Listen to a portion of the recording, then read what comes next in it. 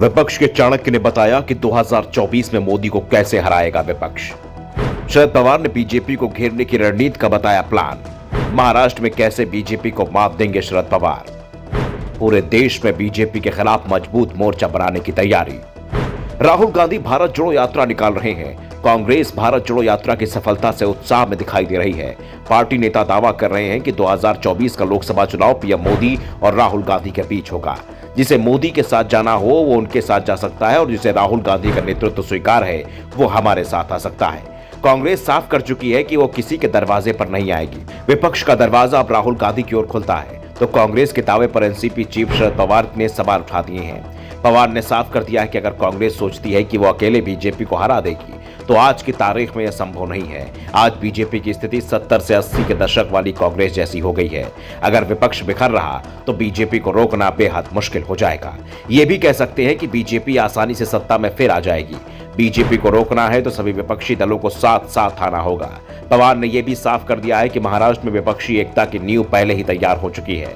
2024 में लोकसभा चुनाव के साथ महाराष्ट्र विधानसभा का चुनाव भी होगा और ये दोनों ही चुनाव एनसीपी, कांग्रेस और शिवसेना के उद्धव गुट के साथ मिलकर लड़ेगी। शरद पवार ने साफ कर दिया कि 2019 के विधानसभा चुनाव के बाद राज्य में महाविकास अघाड़ी का गठबंधन तैयार हुआ था, वो अभी भी बना हुआ है। इस गठबंधन के तीनों दल एकजुट हैं और एकजुट ही रहेंगे। शरद पवार ने कहा कि हम अगले साल होने वाले राज्य विधानसभा और लोकसभा के चुनाव को लड़ने के लिए एकजुट होकर तैयारी करने के साथ ही विभिन्न रणनीति पर चर्चा कर रहे हैं।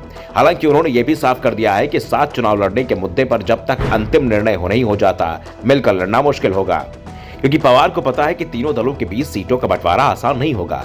खासतौर पर कांग्रेस और शिवसेना के बीच मुश्किल कुछ ज्यादा आएगी, क्योंकि अब तक एनसीपी और कांग्रेस गठबंधन के बीच सीटों के बंटवारे में कांग्रेस को ही ज्यादा सीटों पर चुनाव लड़ती रही है। अब शिवसेना भी ज्यादा सीटें लड़ने का दावा करेगी, जबकि गुटों में बढ़ चुकी शिवसेना पहले ही कमजोर पड़ चुकी है। तो गठबंधन में अभी सबसे मजबूत एनसीपी ही दिख रही है। पवार बीजेपी विरोधी दलों को एकजुट करने के साथ ही बीजेपी सरकार पर निशाना साध भी रहे हैं। पवार ने कहा, हाथ में सत्ता के साथ लेकिन पैर जमीन पर रखने की जरूरत है।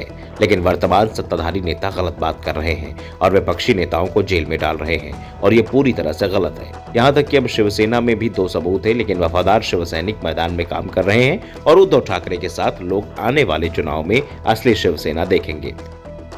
पवार से जब सवाल किया गया कि संजय राउत दावा कर रहे हैं कि इस महीने के आखिर तक शिंदे सरकार गिर जाएगी, तो उन्होंने कहा कि शिंदे सरकार गिरने की किसी की योजना उन्हें जानकारी नहीं है। अगर संजय राउत ने ऐसा कुछ कहा है तो मुझे भी इस बारे में जानकारी लेनी होगी। राउत के पास जानकारी रहती है, वो मुझसे साझा जरूर करेंगे। पवार के बयान से साफ है कि जो रणनीति वो महाराष्ट्र को लेकर बना रहे हैं, अगर सभी विपक्षी दल उसी रणनीति पर चलते हैं तो बीजेपी के लिए पूरे देश में मुश्किल खड़ी हो सकती है, खासतौर पर उन राज्यों में जहां क्षेत्रीय दल मजबूत स्थिति में है।